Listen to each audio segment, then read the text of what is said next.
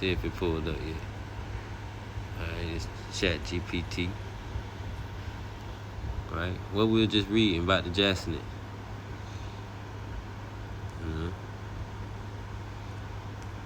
Right? But it's bordered in black.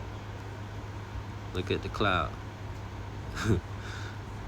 And that's the, if you seeing that as a vision, that's the closest thing you can resemble it to, that kind of stone. That's what the color, he can, John the Revelator was, that's how he identified it.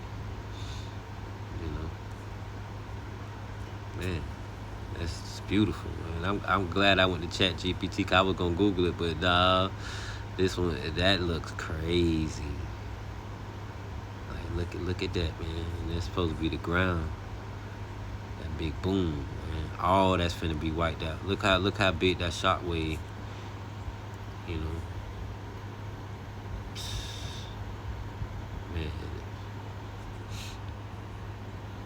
Appreciate your chat. All right, but yeah, man. Just going into, it says, verse 18, by these three was the third part of man killed, by the fire, and by the smoke, and by the brimstone. See? And it says, which issue out of their mouths, right? Where's the warriors located? In the missiles, man. For their power is in their mouth, see? And in their tails, for their tails were like unto serpents, and had heads, right? Heads, warheads, nuclear warheads, and with them they do hurt, man. With those tails, right? Issuing out smoke as well, right? That's what, you gotta have something that a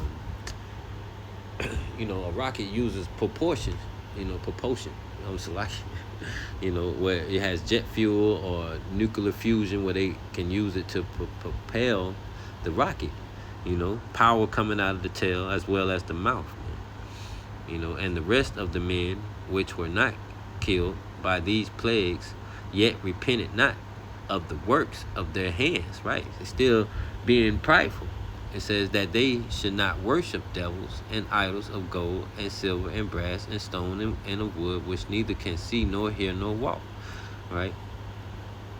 It says, let me read that again, verse 20, and the rest of the men, see, this is how you know the world's not going to be completely destroyed, right? It says, and the rest of the men which were not killed by these plagues yet repented not of the works of their hands, that they should not worship devils, see, and idols of gold and silver and brass and stone of wood, which neither can see nor hear nor walk. Neither repented they of their murders, nor of their sorceries, nor of their fornication, nor of their thefts. So going right back to that destruction, though, man. Nuclear war. Going into going to this. When you read first chapter, Revelation chapter 9, it's going into World War II, man. When you read the beginning parts of it, and then it goes into World War III, right? This Revelation 9. It says in verse 12, it says, one woe is past, and behold, there come two woes more hereafter, right? So going from World War I, Salakia, I did say World War II, Salakia, World War I into World War III, it skips around though, right? So then it jumps to World War III down here, right? In verse 13, from 13 down, it says, and the sixth angel sounded, and I heard a voice from the four horns of the golden altar, which is before God, saying to the sixth angel, which had the trumpet, loose the four angels which are bound in the great rivers Euphrates. And the four angels were loose, which were prepared for an hour and a day and a month and a year for slay the third part of men, right? And this is just saying that this, all the nations going to be gathered in the valley of Jehoshaphat to be judged, right? And then going right into the 200 million warheads, man. World War III beginning, the Euphrates River drying up, right? The angels no longer holding the winds back, you know. And that's when you can read about that when you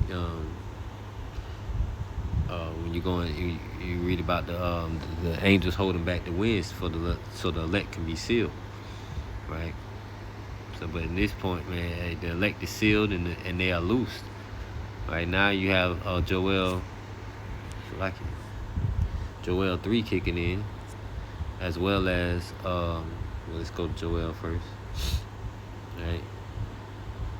This Joel 3:1, for behold, in those days and in that time when I shall bring again the captivity of Judah, and Jerusalem, I will also gather all nations and will bring them down into the valley of Jehoshaphat and will plead with them,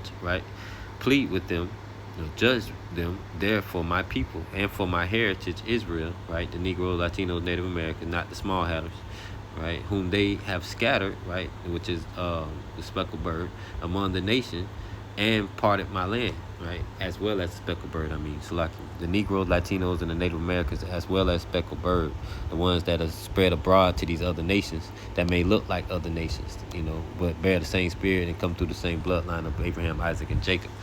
All right.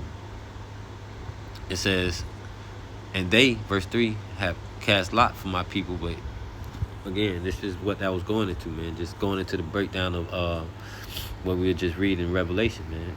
Them being gathered to the valley of Jehoshaphat, being judged by Yahweh Bashim Yahushua, right? Going into, the war starting, World War III starting, right? And then the judgment coming, of the 200 million warheads, man, going off.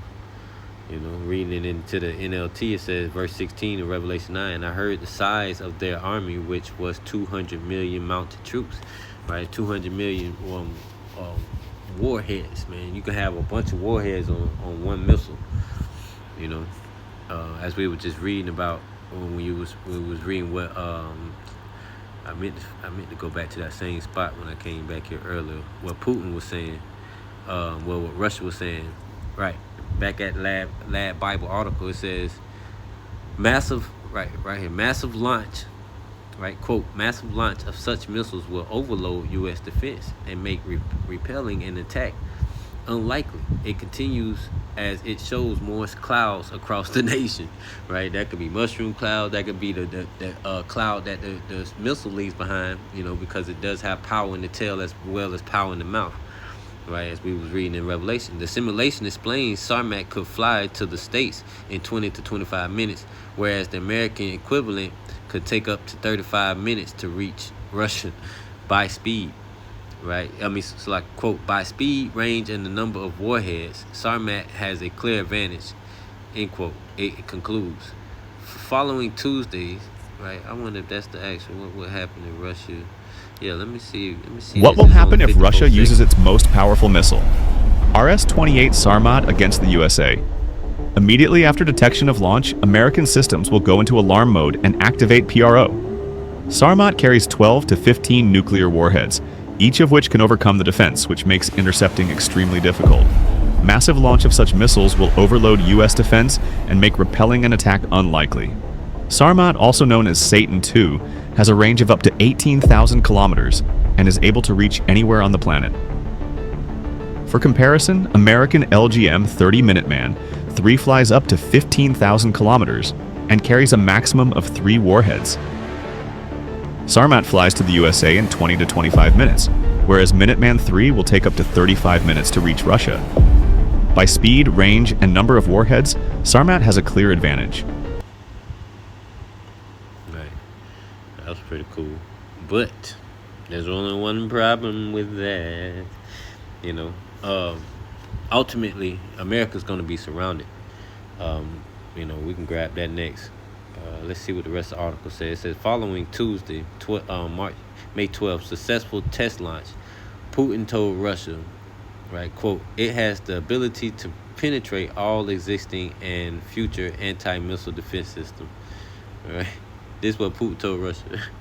It's a Russia's missile force commander, Sergei, also joined the broadcast as he told the leader The missile would significantly enhance the combat capabilities of Russia's nuclear forces. Y'all already at the top, and guarantee the destruction of the targets and solving strategic deterrence problems.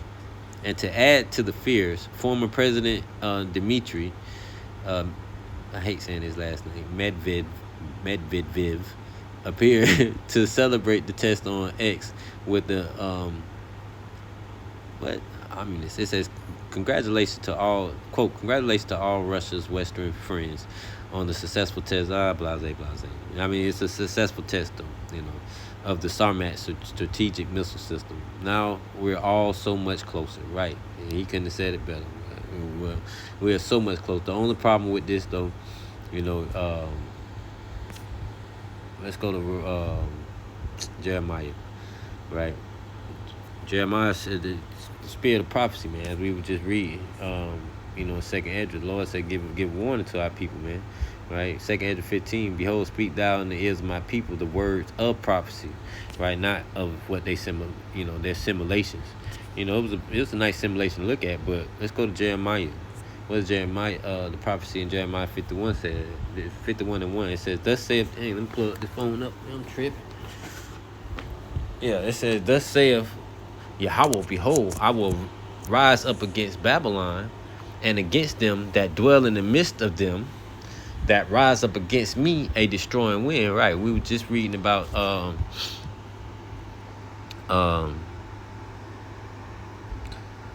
the four winds, right?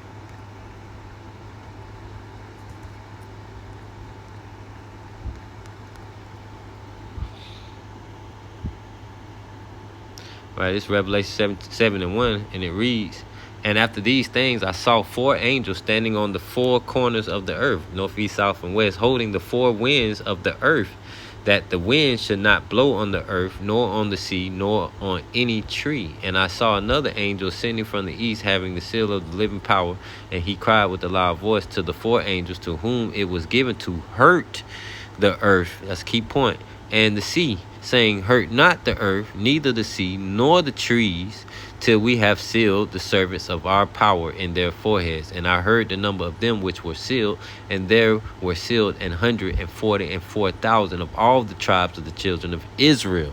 All right, and that's very important, man. So the winds are being held back right now for the elect's sake, man. The 144,000. Once they are completely sealed, man, then what?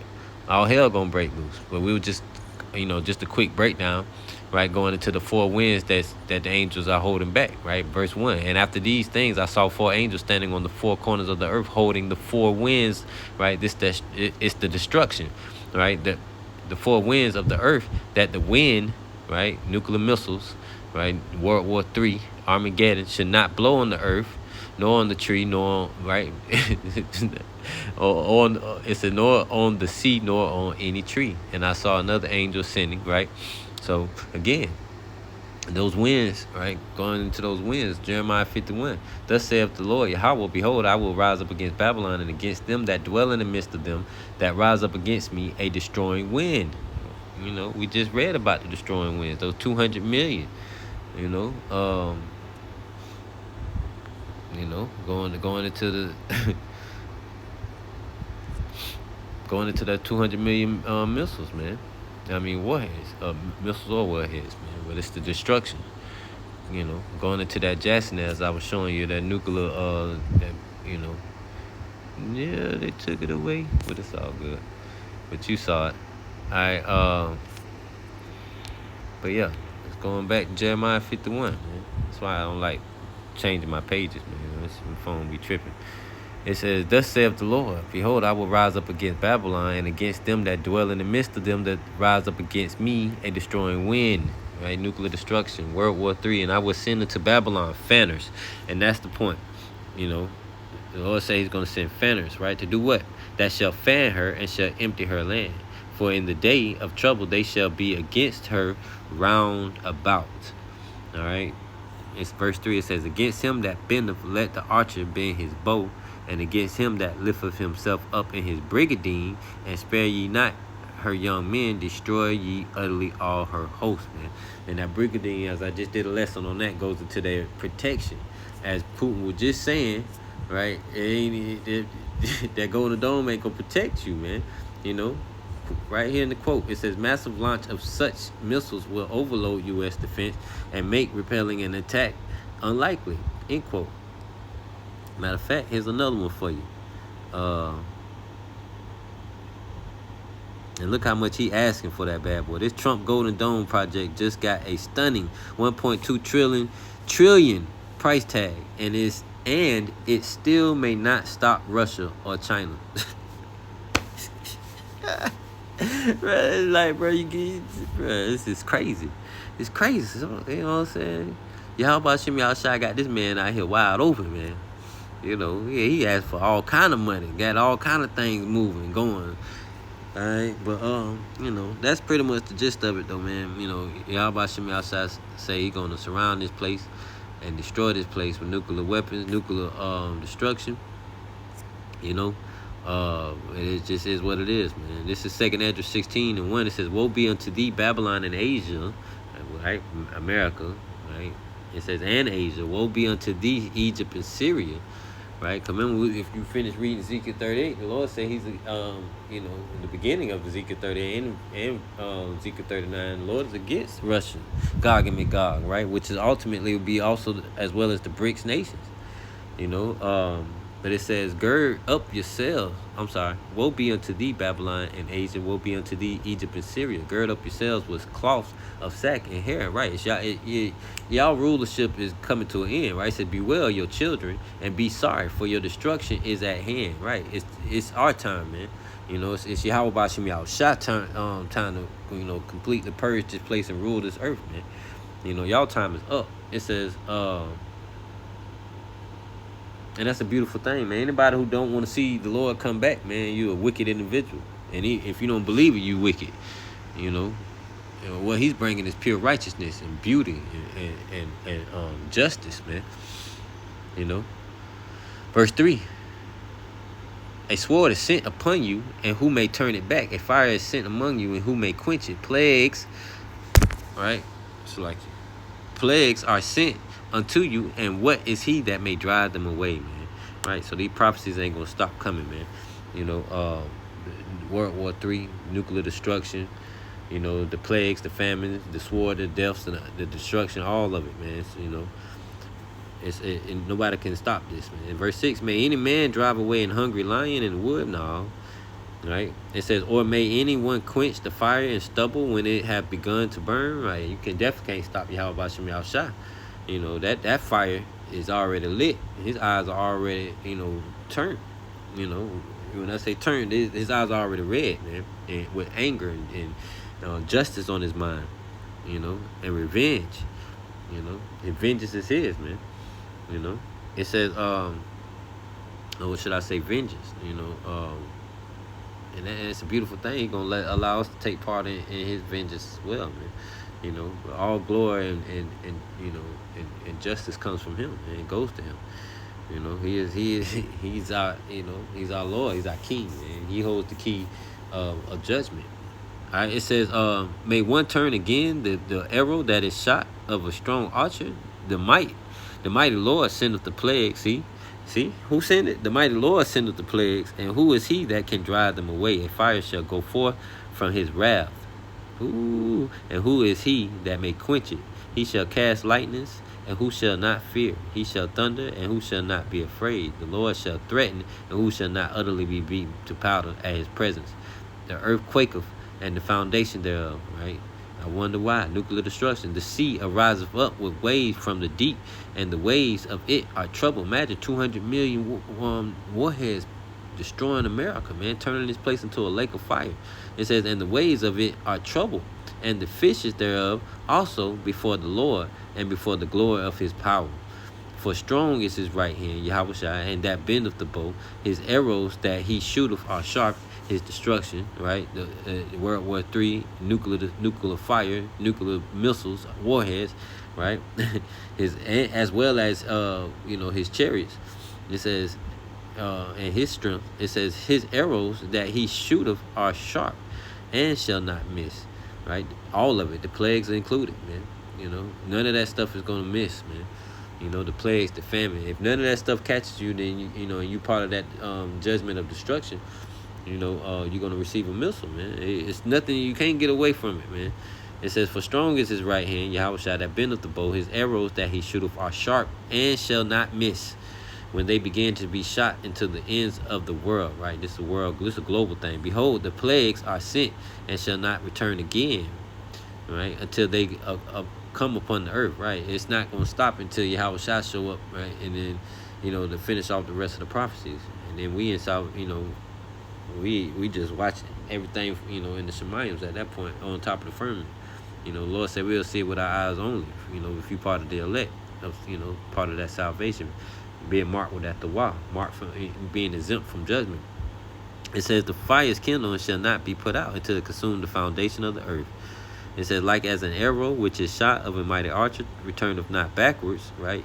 Arrow, once you shoot it, it's going to hit it. It's going to where, it's going just straight to that direction. You ain't going to do a U-turn. This ain't Wanted, like the movie Wanted, where they was curving bullets and shit. It says, like as an arrow which is shot, right? So, speaking of the Golden Dome, it's not going to protect you, It's not going to be bullets or those missiles being, curved like that, man. The missiles are going to hit. When you hit with a barrage, man, I was just watching a video not too long ago of the Iron Dome going, it's defense missiles going up and going right past the missiles that are, that was headed towards them. It didn't even connect. It didn't go towards the missile. No, it just went right past the missile, and then the missile hit somewhere in the state of Israel. The same thing is gonna happen here, man. It says, like as an arrow which is shot of a mighty archer returneth not backwards, even so the plagues that shall be sent upon earth shall not return again, man. Right? And once this shit is, once these plagues have started, man, they're not gonna stop. Meaning the prophecies of the sorrows. This is going right into the sorrows in the next couple of verses. It said, verse 17, woe is me, who will deliver me in those days? The beginning of sorrows and great mournings, the beginning of famine. None of this, these are the plagues, man, and the prophecies that Yahweh Bashem Yahushua has placed upon the earth. And they're going to continue to happen until that, day of judgment, man. Right? It says, until the kingdom. It says the beginning of sorrows and great mourning, the beginning of famine, we just went over that, and great death, the beginning of wars, we went over that, and the power shall stand in fear. The beginning of evils, we went over that, how wicked they and polluted they have did the earth. What shall I do when these evils shall come? Behold, famine and plagues, tribulation and anguish are sent as scourges for amendment. Right? But for all these things they shall not turn from their wickedness, nor be always mindful of the scourges. Right, not paying attention. That's what the wicked does, man. Not paying attention. They don't, Psalms 10. They're not worried about the Lord's prophecies, man. It's not even in their thoughts. Rough and paraphrasing, man. They don't. They think it's just, one man making this happen. Nah, this is coming from Yahweh Bashem Yahushua. This ain't just coming from Trump. This coming from the Lord, because it's His prophecies to bring forth inflation, which is a form of famine. Bring forth these wars. Right, to bring forth His prophecies and to show that His word is true. Ultimately, He has the power and He controls the puppets, man. Right? It says, but for all these things, they shall not turn from their wickedness. Right? And that's why the scriptures say, it says, nor be always mindful of the scourges. Right? This is why, let's go to Revelation, and I ended on this last one. This Revelation is it 21? 22, Slaki.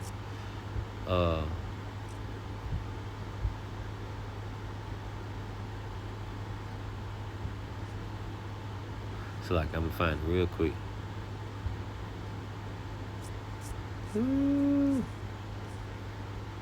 Right. This is why the Lord said this,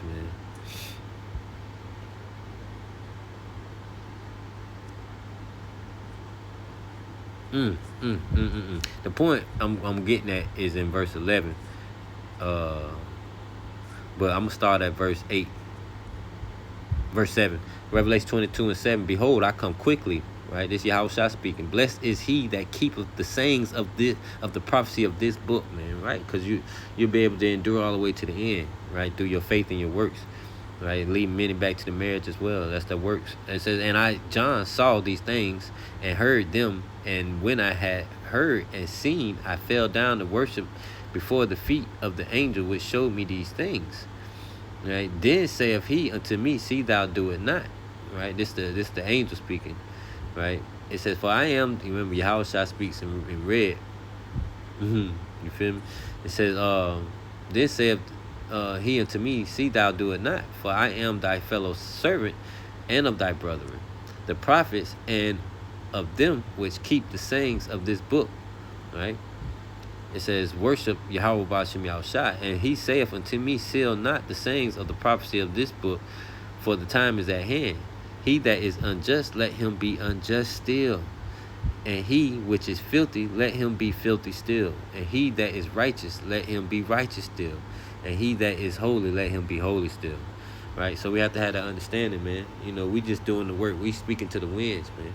You know, we teach to the winds and we blow that trumpet rather you hear for a bear, man. We got to allow you to be, either you righteous, you're going to be righteous. I'm going to allow you to be that and holy, meaning separate from the world. You know, that's great.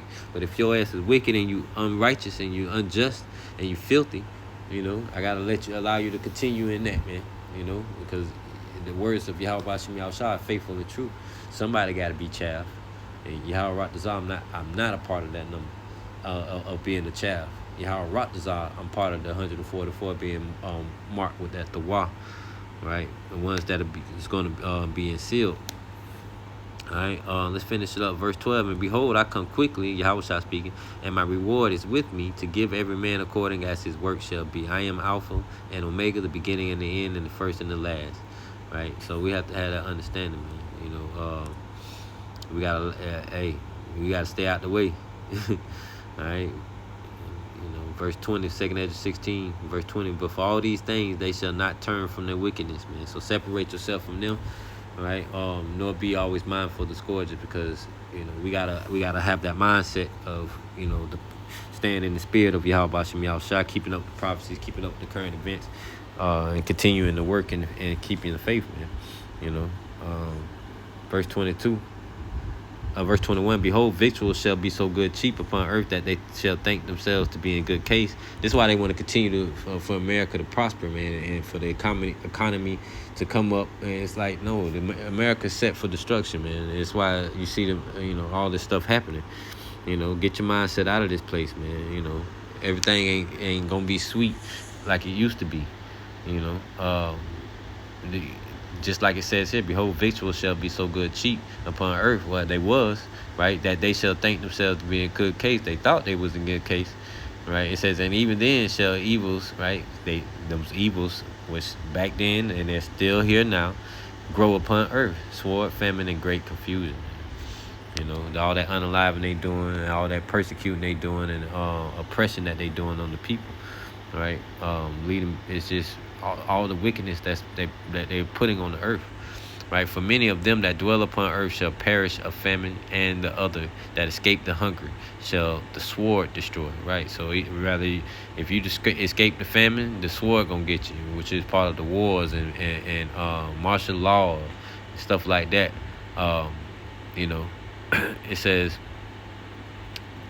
for many of them that dwell upon earth shall perish of famine, and the other that escape the hunger shall the sword destroy. And the dead shall be cast out as dung, and there shall be no man to comfort them. For the earth shall be wasted, and the city shall be cast down, right? Because there's regime change coming, man. We're Armageddon. There shall be no man left to till the earth and to sow it, man, right? So I'll go ahead and end it there, and it's not talking about, as we read earlier, not saying that all people are going to be destroyed, but ain't nobody going to be able to till this land. America's gonna be completely wiped out, burnt to shit. All right, so Lord willing, this lesson edifies. Shalom and DTA.